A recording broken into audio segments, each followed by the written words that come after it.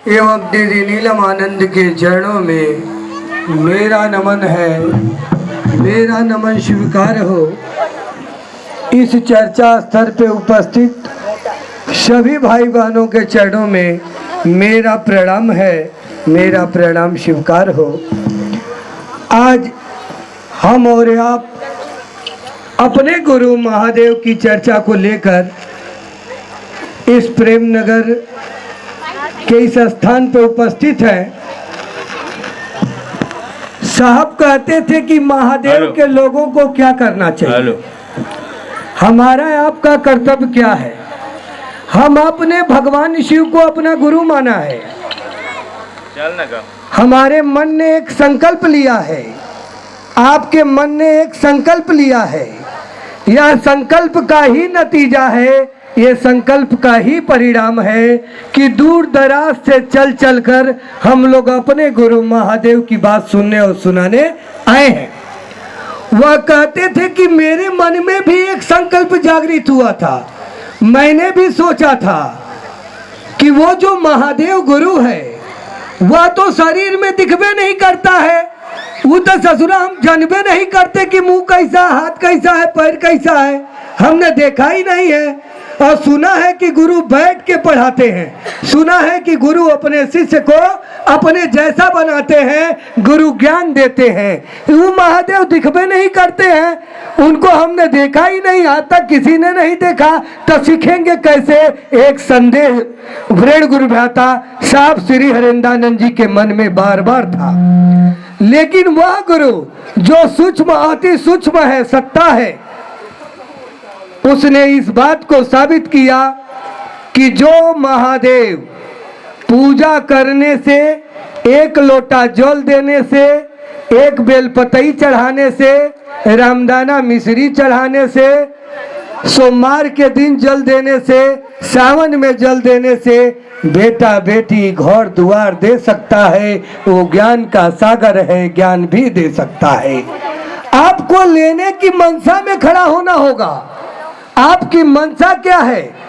आपने शिव को गुरु क्यों बनाया? आप मुक्ति के लिए बनाए, भक्ति के लिए बनाए, या मान सम्मान पाने के लिए बनाए, या लोगों को बरगलाने के लिए बनाया, या लोगों के दिलों में शिव के गुरु स्वरूप की स्थापना करने के लिए आपने बनाया? परिणाम आपके विचारों पर ही तय होगा।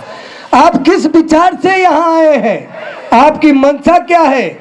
वह शिव तो गुरु का काम करते हैं, आपको हमको शिष्य के कटघरी में खड़ा होकर के शिष्य का काम करना होगा। जब हम और आप गुरु परिणाम को पाने की इच्छा रखते हैं तो गुरु आदेश में ईमानदारी रखनी भी होगी, गुरु आदेश को ईमानदारी से करनी भी होगी।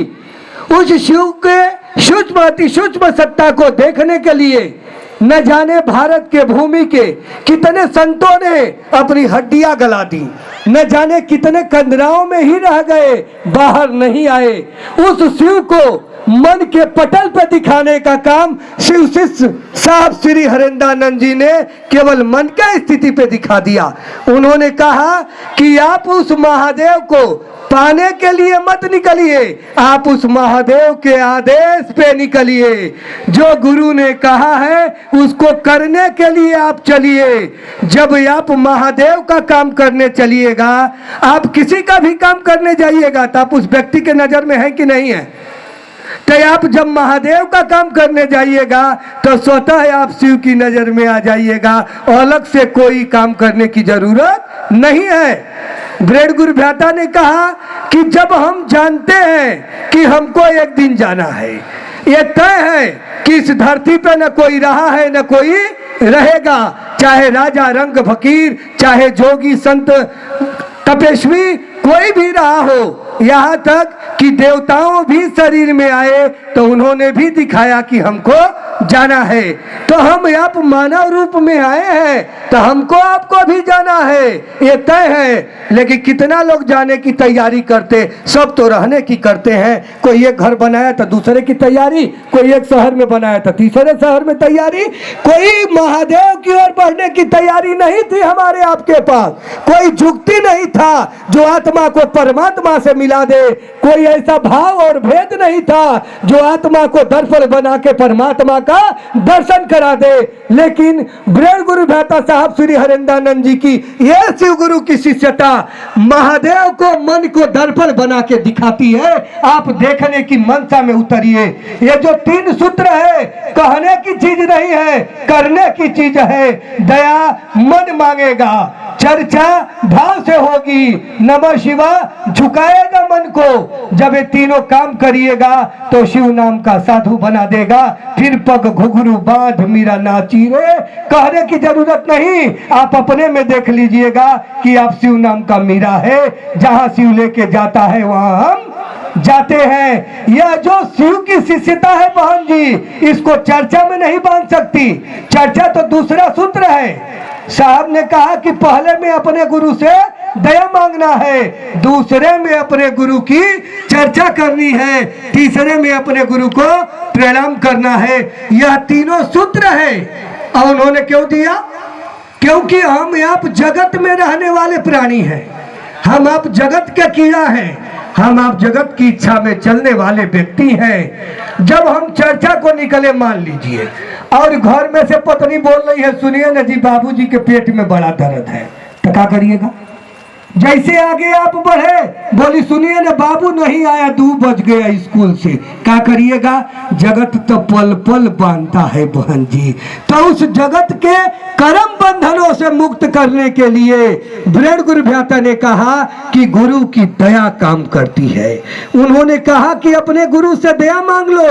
जैसे सूचना मिलती है कि हमको जाना है, दया मांगते रहो, वही दया कर्म बंधनों से मुक्त करेगी और आपका जीवन शिवमय और सुखमय होगा। इसीलिए उन्होंने कहा कि हर व्यक्ति के जीवन में गुरु आदेशित कर्म प्रथम होता है। लेकिन हमारे आपके बीच में गुरु आदेशित प्रथम में नहीं आया। पहले गुरु की दया आई, तब गुरु का आदेश आया। पहला सूत्र दया मांगना, दूसरे सूत्र में चर्चा करना। यानी गुरु आदेशित कर्म को यहाँ पहले नहीं किया गया, गुरु दया को पहले किया गया। क्यों? क्योंकि हमारे आपके गुरु शरीर में नहीं है, वो दिखते नहीं है। उनकी दया ही काम करेगी। उनकी दया से ही जीव शिव हो सकता है, उनकी दया से ही जीव शिव शिष्य हो सकता है। तो जब तक वो दया नहीं करेगा तब तक काम आगे कैसे बढ़ेगा? उसी की दया का खेला है जो आज यहाँ पे मेला है। अगर वो दया नहीं करता तो कोई यहाँ नहीं रहता। शिव शिष्य हरेंद्रानंद जी को अगर महादेव अपना शिष्य नहीं चुनता तो आज भारत भूमि में किताबों में ही शिष्य रह जाते, धरती पे दिखाई नहीं देती।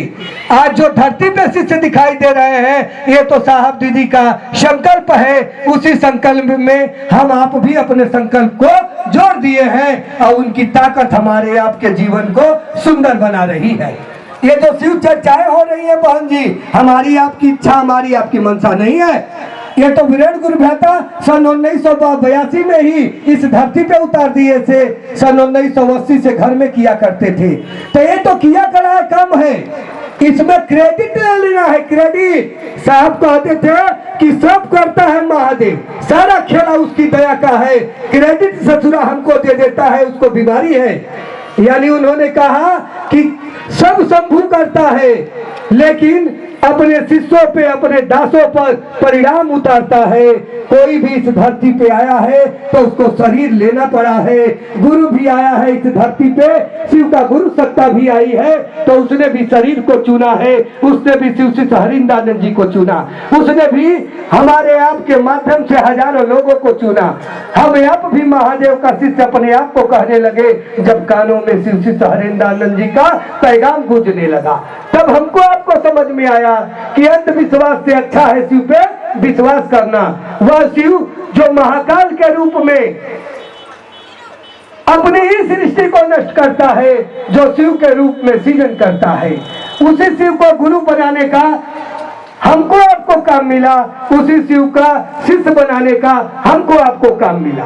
तो ये जो महादेव की चर्चा है, केवल चर्चा में मत बच जाइए बहन जी, खाली चर्चा को मत समझिए कि हम शिव के शिष्य हैं। साहब कहते थे कि चले थे तो हम आप महादेव की ओर, क्या हो गया, चर्चे में बना के रह गए, ससुरा महादेव नहीं मिला, चर्चा चर्चा हल्ला हो गया। मिलना तो महादेव से है, और कोई इस धरती पे ताकत नहीं है जो बिना प्रेम